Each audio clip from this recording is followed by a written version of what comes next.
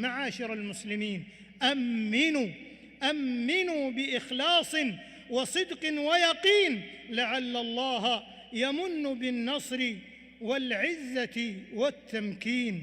لا إله إلا الله الولي الحميد، لا إله إلا الله العظيم الحليم، لا إله إلا الله رب العرش العظيم، لا إله إلا الله رب السماوات ورب الأرض ورب العرش الكريم، لا إله إلا الله رب السماوات ورب الأرض ورب العرش الكريم.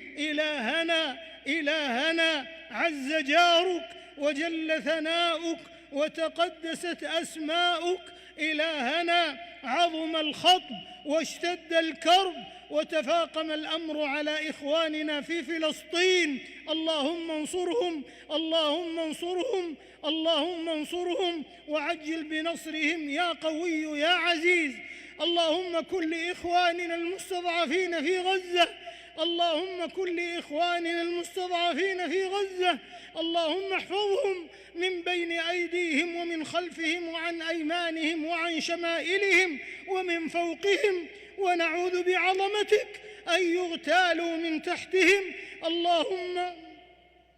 اللهم ارحم الشيوخ الركع والأطفال الرضع، وأنزل السكينة عليهم وانصرهم على من بغى عليهم يا قوي يا عزيز، يا خير الناصرين، يا جابر كسر المنكسرين، يا مجيب دعوة المضطرين. اللهم إنهم مظلومون فانصرهم، اللهم إنهم مظلومون فانصرهم. إلهنا إلى من تكلهم؟ إليك نشكو ضعف قوتهم وقلة حيلتهم، فكن لهم معينا ونصيرا، فكن لهم معينا ونصيرا ومؤيدا وظهيرا. اللهم احفظ المسجد الأقصى، اللهم احفظ المسجد الأقصى واجعله شامخا عزيزا إلى يوم الدين. اللهم منزل الكتاب ومجري السحاب وهازم الأحزاب، اهزم الصهاينة، اهزم الصهاينة الطغاة المعتدين المحتلين الغاشمين، وانصرنا عليهم، وانصرنا عليهم، وانصرنا عليهم يا قوي يا عزيز.